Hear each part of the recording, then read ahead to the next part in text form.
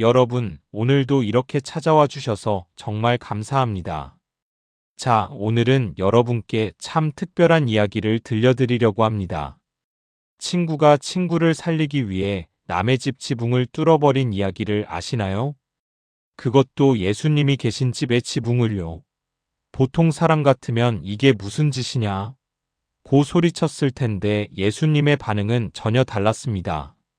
오늘 우리가 함께 살펴볼 마가복음 2장에는 이렇게 우리의 상식을 뒤흔드는 놀라운 일들이 가득 담겨 있거든요. 병든 친구를 위해 지붕을 뚫는 우정, 세리를 제자로 부르시는 파격, 그리고 종교 지도자들과의 긴장감 넘치는 논쟁까지. 한 장 한 장 넘길 때마다 우리 가슴이 뛰는 감동이 기다리고 있습니다. 특히 오늘 이야기에는 우리 인생의 참된 친구가 누구인지, 진정한 믿음이 무엇인지, 그리고 예수님이 이 땅에 오신 진짜 이유가 무엇인지가 생생하게 드러납니다. 자, 그럼 함께 2000년 전 갈릴리 지방의 작은 마을로 시간 여행을 떠나볼까요? 그 이야기는 예수님이 가버나움이라는 마을로 돌아오시면서 시작됩니다. 가버나움은 갈릴리 호수 북쪽에 있는 조그만 어촌 마을이었죠. 예수님이 이곳에 계시다는 소문이 삽시간에 퍼졌습니다. 예수님이 집에 계신데 이 한마디에 온 동네가 발칵 뒤집어졌거든요. 사람들이 구름같이 몰려들었습니다. 어찌나 많이 모였는지 집 안은 물론이고 문 앞까지 빽빽하게 들어찼어요. 발 디딜 틈조차 없을 정도였죠. 마치 우리가 시장에서 인기 있는 가게 앞에 사람들이 줄 서 있는 모습을 떠올리시면 됩니다. 그런데 그때 사람들은 단순히 구경하러 온 게 아니었습니다. 예수님의 말씀을 듣고 싶어서, 기적을 보고 싶어서, 혹은 병을 고치고 싶어서 모여든 거였죠. 예수님은 그 많은 사람들에게 하나님의 말씀을 전하고 계셨습니다. 집 안가득 울려 퍼지는 예수님의 음성. 사람들은 숨죽이며 귀 기울였을 겁니다. 바로 그때였습니다. 멀리서 네 사람이 한 남자를 들것에 눕혀 메고 오는 모습이 보였어요. 그들은 중풍병자를 예수님께 데려가려는 친구들이었습니다. 중풍병. 지금으로 치면 뇌졸중이나 심한 마비 증상이라고 보시면 됩니다. 손발을 제대로 움직일 수 없고 혼자서는 아무것도 할 수 없는 병이죠. 당시에는 불치병으로 여겨졌습니다. 이 네 친구는 아마도 어릴 적부터 함께 자란 중마고우였을 겁니다. 함께 뛰어놀고 함께 일하고 함께 웃고 울던 사이였겠죠. 그런데 어느 날 갑자기 친구 하나가 중풍병에 걸려 누워버린 겁니다. 온 마을 사람들이 이제 끝났다며 고개를 저었을 거예요. 하지만 이 네 친구는 포기하지 않았습니다. 예수님이라면 우리 친구를 고치실 수 있을 거야. 그들은 친구를 들것에 눕히고 무거운 발걸음을 옮겼습니다. 네 사람이서 한 사람을 들고 가는 게 얼마나 힘든지 아시죠? 땀이 비 오듯 쏟아지고 팔이 후들후들 떨렸을 겁니다. 하지만 그들은 멈추지 않았어요. 친구를 살리겠다는 일념 하나로 계속 걸었습니다. 그런데 막상 예수님이 계신 집에 도착하니 큰 문제가 생겼습니다. 사람이 너무 많아서 들어갈 수가 없는 거예요. 문 앞에 빽빽이 들어찬 사람들. 좀 비켜주세요.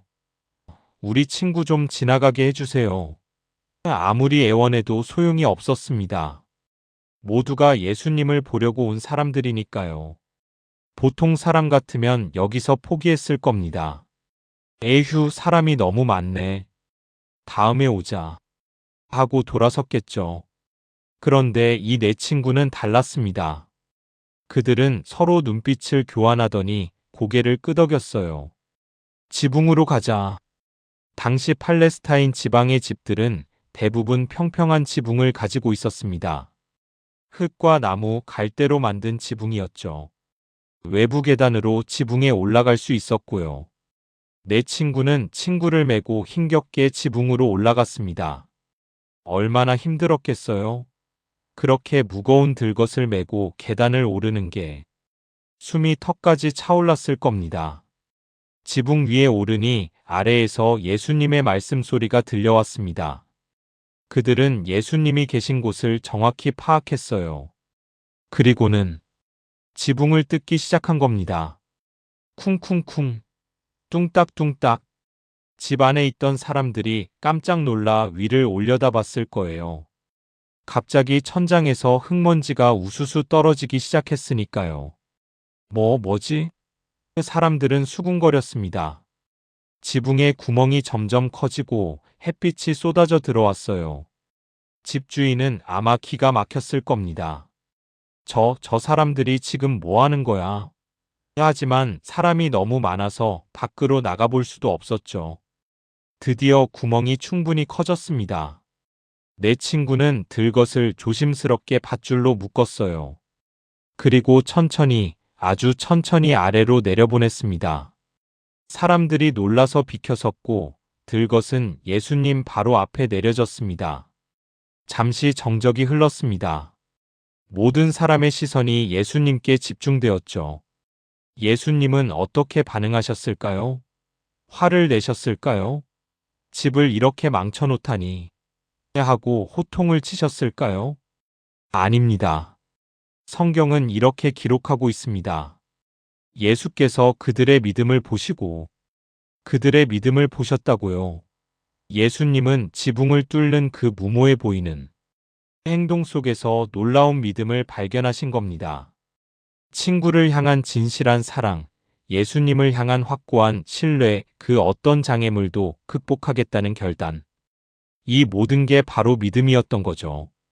예수님은 들것에 누운 중풍병자를 부드러운 눈빛으로 바라보시며 말씀하셨습니다.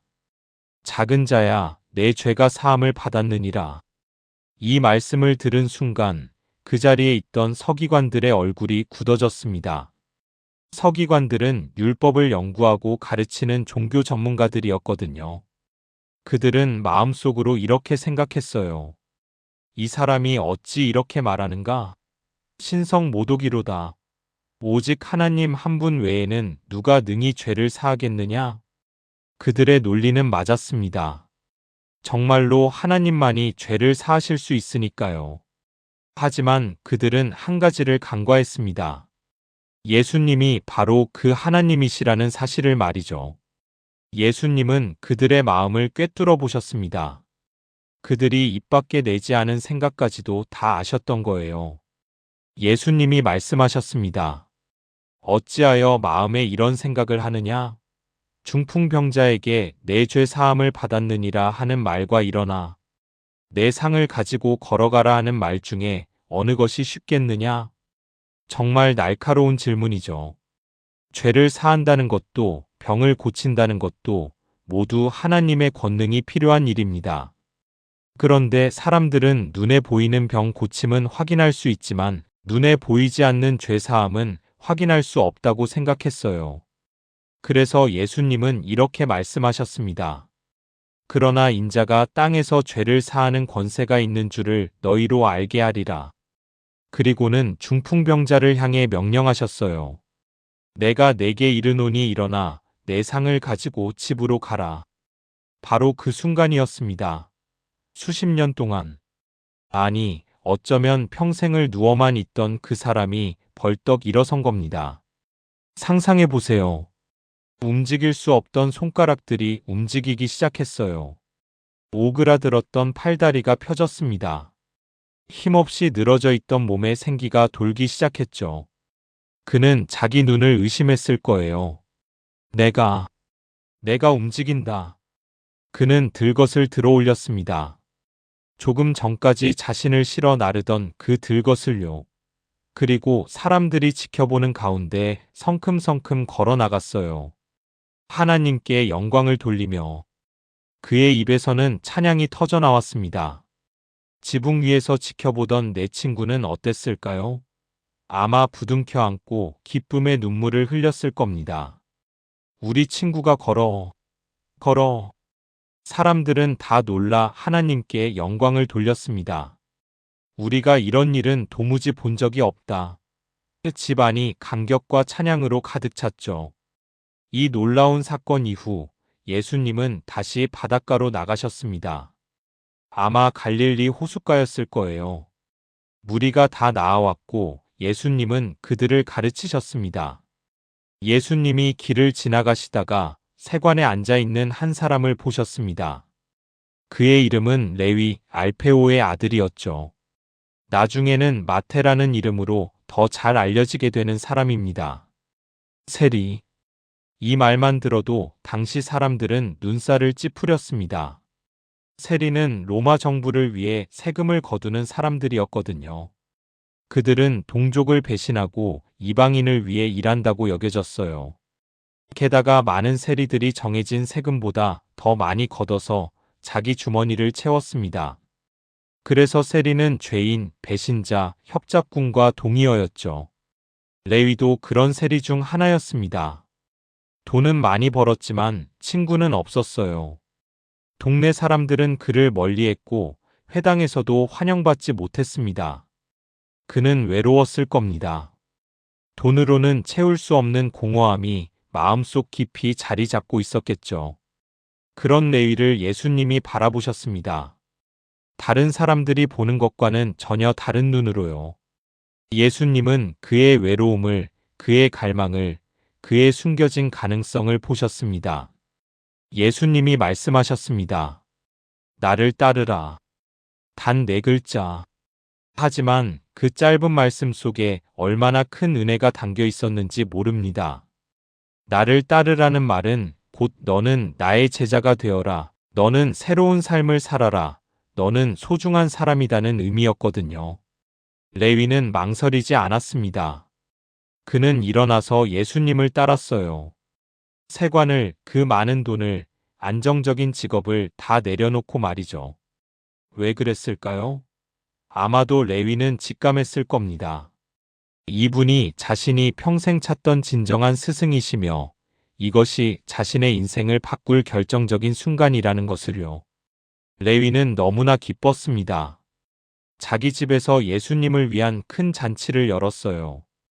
그리고 자기와 같은 처지의 세리들과 죄인들을 많이 초대했습니다.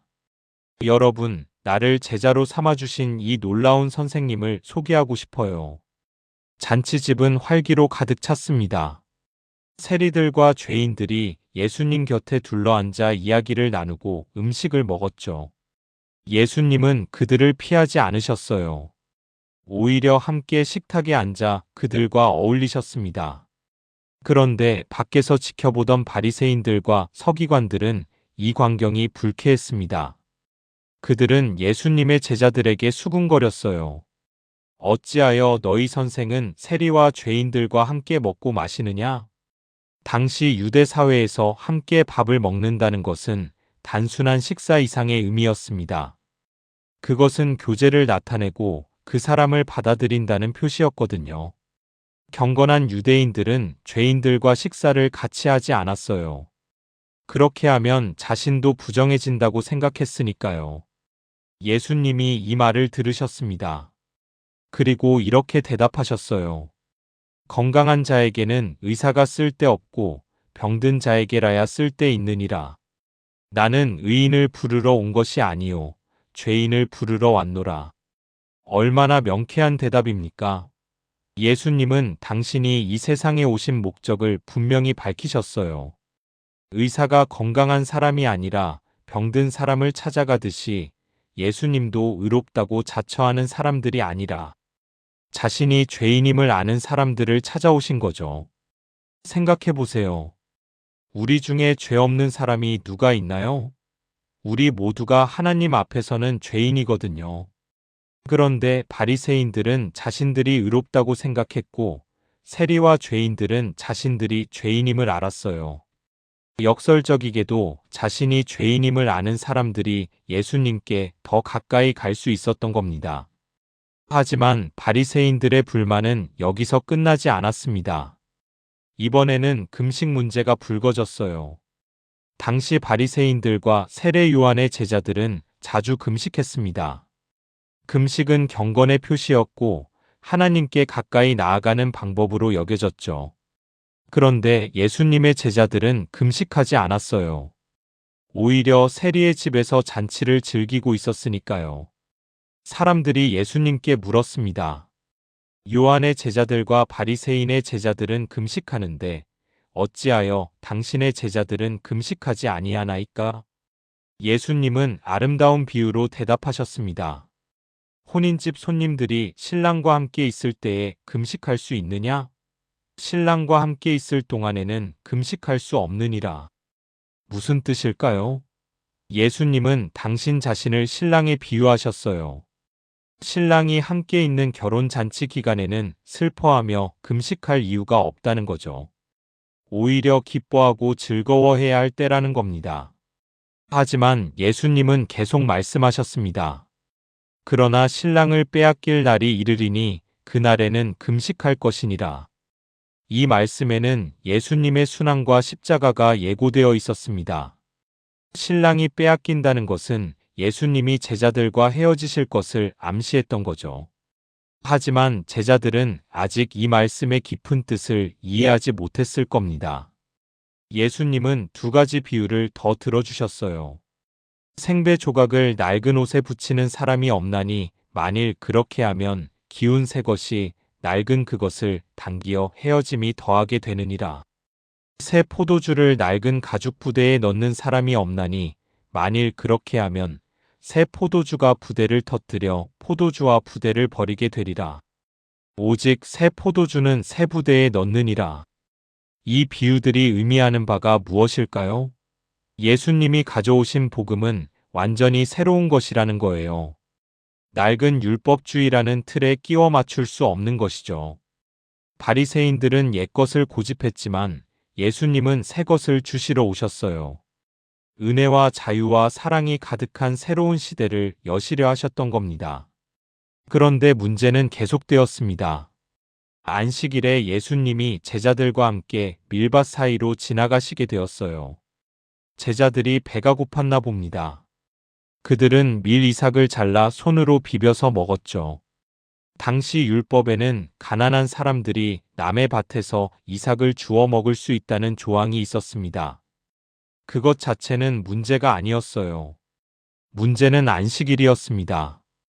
바리새인들이 보고 있었습니다. 그들은 즉시 문제 삼았어요. 보시오, 저들이 어찌하여 안식일에 하지 못할 일을 하나이까? 바리새인들의 전통에 따르면 밀 이삭을 자르는 것은 추수하는 일이고 손으로 비비는 것은 타작하는 일이었습니다. 그리고 그런 일은 안식일에 해서는 안 되는 일이었죠. 그들은 안식일 규정을 아주 세세하게 정해놓고 지키고 있었거든요. 예수님은 성경에서 다윗의 이야기를 들어 대답하셨습니다. 다윗이 자기와 함께한 자들이 먹을 것이 없어 굶주렸을 때에 한 일을 읽지 못하였느냐? 그가 아비아달 대제사장 때에 하나님의 전에 들어가서 제사장 외에는 먹어서는 안 되는 진설병을 먹고 함께한 자들에게도 주지 아니하였느냐? 다윗은 이스라엘의 가장 위대한 왕으로 존경받는 사람이었어요. 그런데 그 다윗도 급한 상황에서는 원칙을 넘어선 적이 있었다는 거죠. 하나님은 다윗을 책망하지 않으셨습니다. 왜냐하면 하나님은 형식보다 실질을 보시고 규율보다 사람을 더 중요하게 여기시기 때문입니다. 그리고 예수님은 핵심을 찌르는 말씀을 하셨어요. 안식일이 사람을 위하여 있는 것이요 사람이 안식일을 위하여 있는 것이 아니니. 얼마나 혁명적인 말씀입니까? 안식일은 사람을 위해 만들어진 거예요. 사람이 쉬고 회복하고 하나님을 예배하도록 만들어진 거죠. 그런데 바리새인들은 이것을 거꾸로 만들어 버렸어요. 사람을 안식일의 노예로 만들어 버린 겁니다. 수많은 규칙과 금지 사항으로 안식일을 무겁고 답답한 날로 만들어 버렸죠. 예수님은 마지막으로 이렇게 선언하셨습니다. 이러므로 인자는 안식일에도 주인이니라. 인자, 즉 예수님 자신이 안식일의 주인이라는 거예요. 안식일을 만드신 분이 바로 예수님이시기 때문에 예수님이 안식일의 참된 의미를 정하실 수 있다는 말씀이었죠. 여러분, 마가복음 2장을 다 살펴보았습니다. 이 한 장에 얼마나 많은 교훈이 담겨 있는지요. 첫째로 우리는 믿음이 무엇인지 배웠습니다. 지붕을 뚫고 친구를 내려보낸 네 사람의 믿음. 그것은 행동하는 믿음이었어요. 단순히 머리로만 믿는 것이 아니라 온몸으로 실천하는 믿음이었죠. 그들은 장애물을 보고 포기하지 않았습니다. 오히려 창의적인 방법을 찾아냈어요. 우리 인생에도 때로 예수님께 나아가기 어려운 장애물들이 있습니다. 바쁜 일상, 건강 문제, 경제적 어려움, 가족 문제. 하지만 진정한 믿음은 그런 장애물 앞에서 멈추지 않습니다.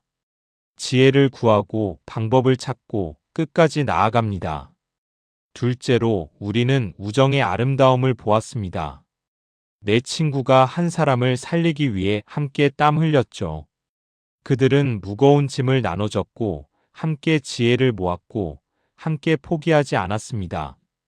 진정한 친구란 이런 것이 아닐까요? 우리 시니어들은 평생 많은 사람들을 만나고 헤어지며 살아왔습니다. 그 중에 진정한 친구가 몇이나 될까요? 어려울 때 함께 해주는 친구, 나를 예수님께 데려다 주는 친구. 그런 친구가 있다면 그것은 큰 축복입니다.